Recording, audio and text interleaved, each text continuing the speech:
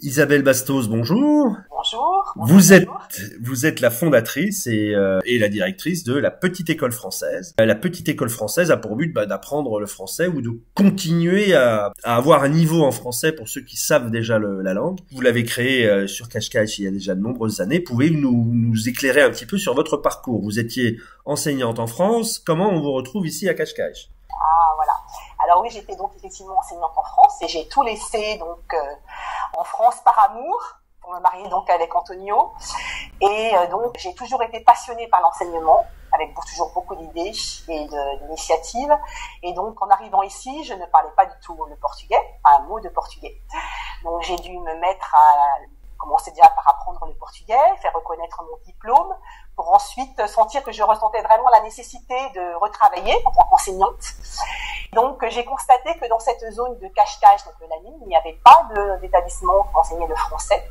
Et il y avait beaucoup de familles qui souhaitaient que leurs enfants gardent un contact avec la langue française, et inscrits dans des écoles anglaises, ou des écoles internationales, ou des écoles portugaises, et également des familles portugaises qui voulaient que leurs enfants continuent à garder un contact avec la langue française, qui était par exemple le papa travaillait en Suisse, donc ils voulaient que leurs enfants au retour de Suisse, par exemple, j'ai beaucoup de familles actuellement, c'est ce cas-là, étant expatriés, ils avaient appris donc le français, ils voulaient donc que leurs enfants gardent le contact avec la langue française. Et puis il y a aussi des familles portugaises, les enfants demandent à apprendre le français. Donc voilà, j'ai vraiment un petit peu toutes ces cas de figure-là. Et donc j'ai créé la Petite École Française, voilà, qui est sur Cascais pour les enfants de 3 à 10 ans. C'est donc une structure innovante où je propose différentes formules de cours. Vous nous avez expliqué qu'il y avait des enfants francophones, des enfants luso-descendants ayant appris le français ou des enfants lusophones qui veulent apprendre le français. Donc j'imagine que ce sont 3 niveaux différents, 3 cours différents.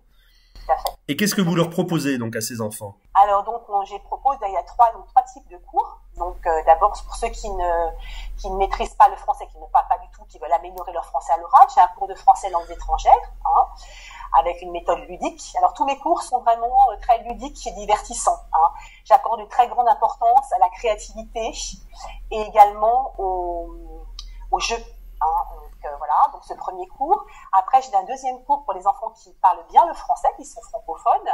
Donc là où ils apprennent le cours donc de niveau maternel ou primaire, où ils apprennent plus les structures de la langue. Pour les plus grands, donc la grammaire, la conjugaison, où j'essaye toujours aussi, par exemple pour les conjugaisons, j'utilise des petites comptines pour apprendre les conjugaisons. J'essaye toujours de trouver des supports pédagogiques ludiques pour les aider à que ce soit moins rébarbatif et moins ennuyeux, parce qu'ils viennent après leur cours. Oui, c'est en plus du cursus normal. Tout à fait.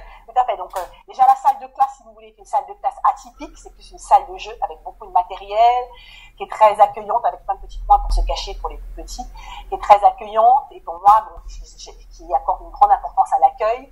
Les enfants s'y sentent bien et viennent avec plaisir, ils sont motivés. Donc typiquement, je suis un expatrié, je suis de passage au Portugal pour quelques années, mes enfants vont dans une école anglaise, une école portugaise, enfin peu importe.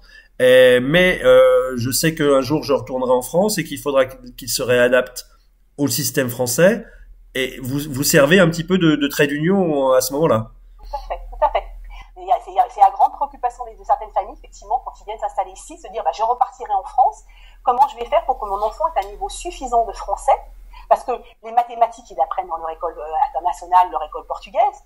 Ouais. Bon, après l'histoire de France, après ils peuvent la récupérer. Mais par contre, le français est souvent pas forcément enseigné et de façon aussi approfondie. Donc moi, j'utilise vraiment des cours qui viennent de France, qui a été créés par une famille, les cours Kerlan. Donc, ils suivent vraiment le programme français. Donc, tous mes élèves qui sont passés par la petite école, qui sont retournés en France, avaient un excellent niveau de français parce qu'ils avaient suivi ces cours-là. Et donc, du coup, ça leur permet tout à fait après de reprendre une scolarité en France sans problème. Ils ont le niveau suffisant pour le faire. Voilà. Et votre initiative à l'issue de du cours, ils ont les parents, je remets aux parents une évaluation avec les références du cours et ils ramènent tous les livrets donc avec eux. Donc ça permet de justifier auprès de l'école tout le travail qui a été fait en français. C'est-à-dire que les documents, vous qui êtes une structure totalement privée, les documents que vous remettez attestent d'un niveau qui est reconnu par l'éducation nationale quand on arrive en France. Tout à fait. Ça, c'est important. Et le dernier cours également que je propose, c'est un cours d'apprentissage de la lecture, avec des petits personnages qui sont associés aux lettres et qui ont le champ de la lettre. Donc, par exemple, on a Monsieur O qui fait des bulles et qui fait O, Madame I qui a une patate sur la tête et qui fait I.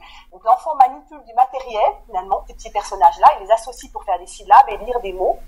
Donc, ça part vraiment du concret vers l'abstrait et c'est très ludique. Donc, les enfants aiment beaucoup parce qu'ils viennent après, donc, comme j'expliquais, après leur cours, et ça leur permet vraiment d'avoir un abord de la lecture vraiment ludique et en même temps solide, puisque ça a été créé par 2 psychopédagogues suisses. Donc, c'est vraiment une méthode qui est solide, qui est reconnue. Hein. Et votre petite école, elle est hébergée dans une école portugaise?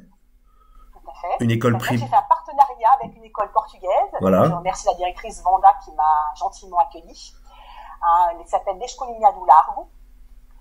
Qui est à Cascais, qui est au centre de Cascais. À Cascais. Donc ça permet, si vous voulez, aux familles françaises qui arrivent au Portugal, qui veulent que leurs enfants soient scolarisés dans une école portugaise, de pouvoir apprendre le portugais et de pouvoir également avoir des cours de français, parce que moi je suis insérée dans l'école, et aux enfants donc, qui sont inscrits à l'Escolinha de l'art portugais ou d'autres nationalités, d'apprendre le français, qui le souhaitent, et également aux élèves qui sont inscrits dans d'autres écoles, de pouvoir venir suivre leurs cours à la petite école française.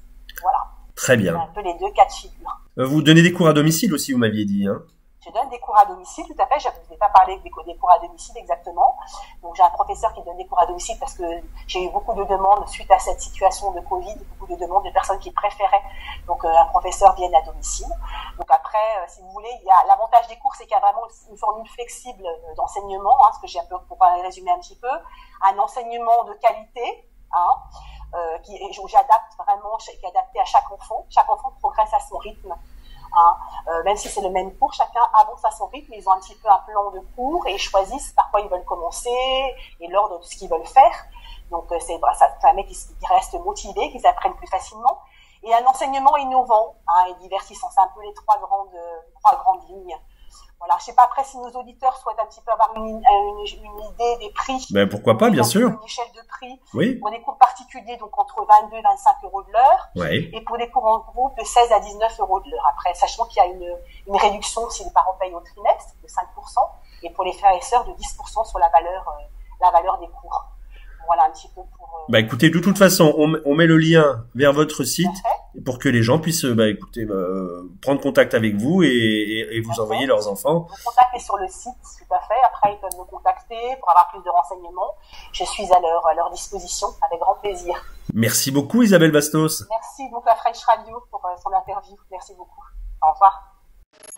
La French Radio. Portugal.